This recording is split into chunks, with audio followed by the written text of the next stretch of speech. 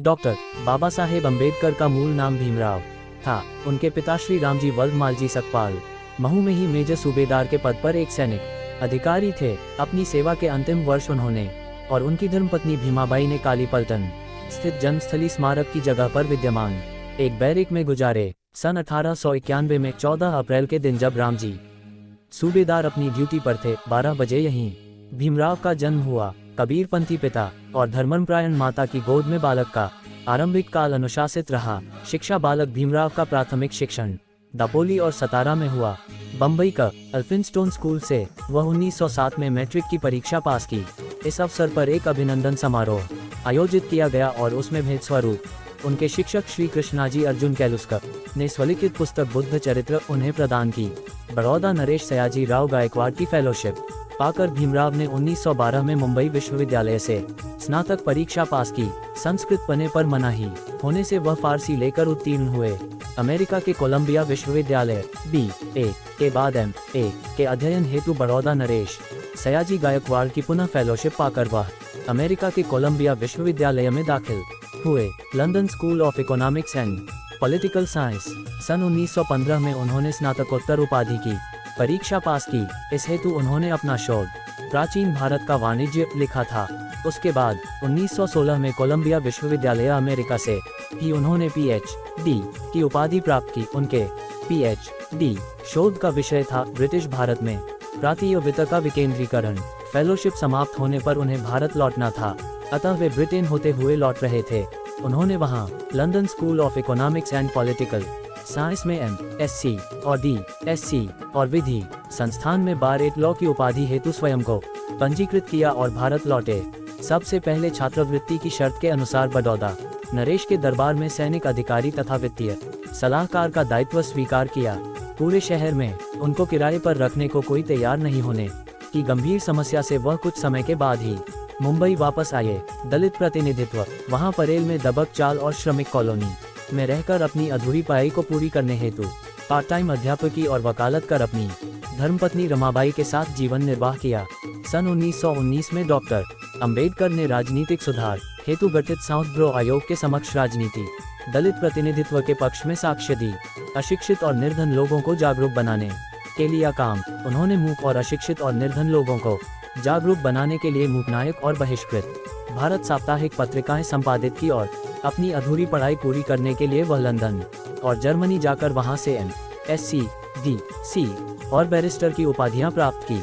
उनके MSc का शोध विषय साम्राज्य वित्त के प्राप्ति और विकेंद्रीकरण का विश्लेषणात्मक अध्ययन और उनके DSc उपाधि का विषय रुपये की समस्या, उसका उद्भव और उपाय और भारतीय चलन और बैंकिंग का इतिहास था।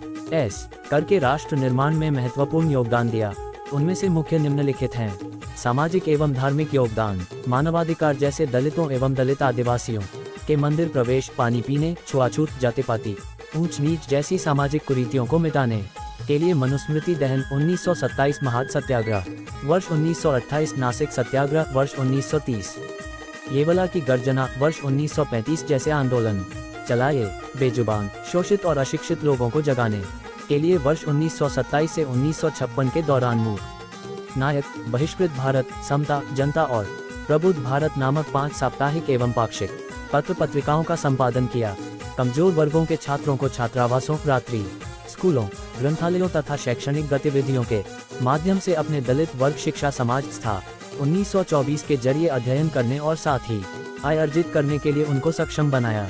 सन 1945 में उन्होंने अपनी पीपुल्स एजुकेशन सोसाइटी के जरिए मुंबई में सिद्धार्थ महाविद्यालय तथा औरंगाबाद में मिलिंद महाविद्यालय की स्थापना की। बौद्धिक वैज्ञानिक प्रतिष्ठा, भारतीय संस्कृति वाले बौद्ध धर्म की 14 अक्टूबर 1956 को 5 लाख लोगों के साथ नागपुर में दीक्षाली तथा भारत में बौद्ध धर्म को पुनर्स्थापित कर अपने अंतिम ग्रंथ द बुद्धा एंड हिज धम्मा के द्वारा निरंतर वृद्धि का मार्ग प्रशस्त किया। जात पात तोड़क मंडल वर्ष 1937 लाहौर के अधिवेशन के लिए तैयार अपने अभिभाषण को जातिभेद निर्मूलन नामक उनके ग्रंथ ने भारतीय समाज को धर्मग्रंथों में व्याप्त मिथ्या, अंधविश्वास एवं अंधश्रद्धा से मुक्ति दिलाने का कार्य किया।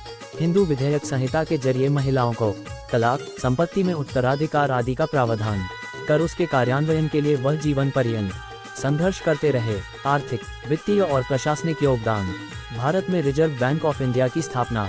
डॉक्टर अंबेडकर द्वारा लिखित शोध ग्रंथ रुपए की समस्या, उसका उद्भव तथा उपाय और भारतीय चलन व बैंकिंग का इतिहास ग्रंथों और हिल्टन यंग कमीशन के समक्ष उनकी साक्ष्य के आधार पर 1935 से हुई डी लिट की मानद उपाधियों से सम्मानित। बाबा साहेब डॉक्टर अंबेडकर को कोलंबिया विश्वविद्यालय ने एलडी और उस्मानिया विश्वविद्यालय ने डी लिट की मानद उपाधियों से सम्मानित किया था। इस प्रकार डॉक्टर अंबेडकर वैश्विक युवाओं के लिए प्रेरणा बन गए, क्योंकि उनके नाम के साथ BA, MA, MSc, PhD, barrister, DSc, D Litt आदि कुल 26 उपाधियां जुड़ी है। योगदान।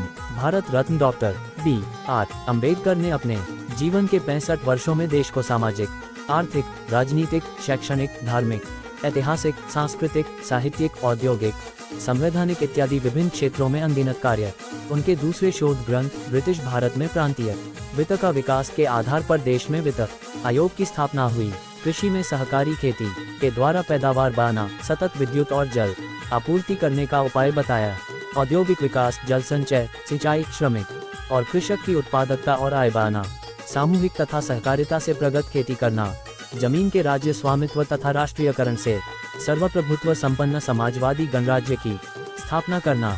सन 1945 में उन्होंने महानदी का प्रबंधन की बहुउद्देशीय उपयुक्तता को परखकर देश के लिए जल नीति तथा औद्योगिकरण की बहुउद्देशीय आर्थिक नीतियां, जैसे नदी एवं नालों को जोड़ना, हीराकुंड बांध, दामोदर घाटी बांध, सोन नदी घाटी परियोजना, राष्ट्रीय जलमार्ग, केंद्रीय जल एवं विद्युत प्राधिकरण बनाने के मार्ग प्रशस्त किए। सन 1944 में प्रस्तावित केंद्रीय जल मार्ग तथा सिंचाई आयोग के प्रस्ताव को 4 अप्रैल 1945 को वायसराय द्वारा अनुमोदित किया गया तथा बड़े बांधों वाली तकनीकों को भारत में लागू करने हेतु प्रस्तावित किया। उन्होंने भारत के विकास हेतु मजबूत तकनीकी संगठन का नेटवर्क ढांचा प्रस्तुत किया। उन्होंने जल प्रबंधन तथा विकास और नैसर्गिक संसाधनों को देश की सेवा में सार्थक रूप से प्रयुक्त करने का मार्ग प्रशस्त किया। संविधान तथा राष्ट्र निर्माण। उन्होंने समता, समानता, बंधुता एवं मानवता आधारित भारतीय संविधान को 2 वर्ष 11 महीने और 17 दिन के कठिन परिश्रम से तैयार कर 26 नवंबर 1949 को तत्कालीन राष्ट्रपति डॉक्टर राजेंद्र प्रसाद को सौंपकर देश के समस्त नागरिकों को राष्ट्रीय एकता, अखंडता और व्यक्ति की गरिमा की जीवन पद्धति से भारतीय संस्कृति को अभिभूत किया। वर्ष 1951 में महिला सशक्तिकरण का हिंदू संहिता विधेयक पारित करवाने में प्रयास किया और पारित न होने पर स्वतंत्र भारत के प्रथम कानून मंत्री के पद से इस्तीफा दिया।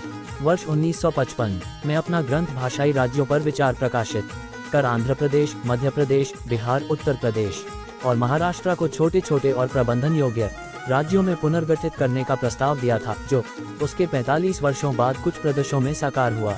निर्वाचन आयोग, योजना आयोग, वित्त आयोग, महिला पुरुष के लिए समान नागरिक हिंदू संहिता, राज्य पुनर्गठन, बड़े आकार के राज्यों को छोटे आकार में संगठित करना, राज्य के नीति निर्देशक तत्व, मौलिक अधिकार, मानवाधिकार, कंट्रोलर व ऑडिटर जनरल, निर्वाचन आयोग तथा राजनीतिक ढांचे को मजबूत बनाने वाली सशक्त सामाजिक, आर्थिक, शैक्षणिक एवं विदेश नीति बनाए। उद्धरण चिन्ह। प्रजातंत्र को मजबूती प्रदान करने के लिए राज्य के तीनों अंगों न्यायपालिका, कार्यपालिका एवं विधायिका को स्वतंत्र और पृथक बनाया तथा समान नागरिक अधिकार के अनुरूप एक व्यक्ति, एक मत और एक मूल्य के तत्व को प्रस्थापित किया। विधायिका, कार्यपालिका एवं न्यायपालिका में अनुसूचित जाति एवं जनजाति के लोगों की सहभागिता संविधान द्वारा सुनिश्चित की तथा भविष्य में किसी भी प्रकार की विधायिकता, जैसे ग्राम पंचायत, जिला पंचायत, पंचायत राज इत्यादि में सहभागिता का मार्ग प्रशस्त किया।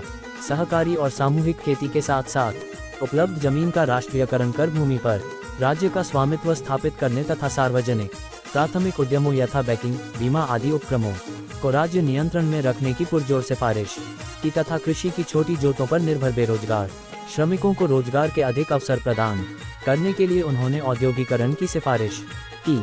शिक्षा, सामाजिक सुरक्षा एवं श्रम कल्याण। वायसराय की काउंसिल में श्रम मंत्री की हैसियत से श्रम कल्याण के लिए श्रमिकों की 12 घंटे से घटाकर 8 घंटे कार्य समय, समान कार्य समान वेतन, प्रसूति अवकाश, संवैतनिक अवकाश, कर्मचारी राज्य बीमा योजना, स्वास्थ्य सुरक्षा, कर्मचारी भविष्य निधि अधिनियम 1952 बनाना, मजदूरों एवं कमजोर वर्ग के हितों के लिए तथा सीधे सत्ता में भागीदारी के लिए स्वतंत्र मजदूर पार्टी का गठन कर 1937 के मुंबई प्रेसिडेंसी चुनाव में 17 में से उन्होंने 15 सीटें जीती।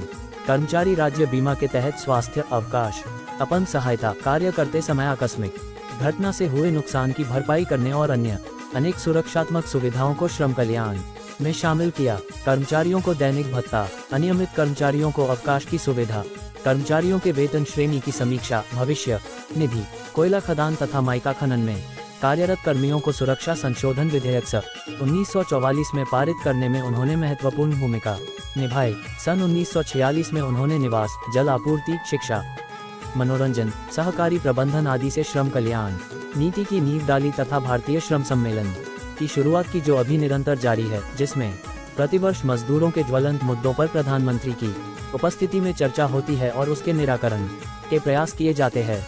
श्रम कल्याण निधि के क्रियान्वयन हेतु सलाहकार समिति बनाकर उसे जनवरी 1944 में अंजाम दिया। भारतीय सांख्यिकी अधिनियम पारित कराया ताकि श्रम की दशा, दैनिक मजदूरी, आय के अन्य स्रोत, मुद्रास्फीति, ऋण, आवास, रोजगार, जमा पूंजी तथा अन्य निधि व श्रम विवाद से संबंधित नियम संभव कर दिया।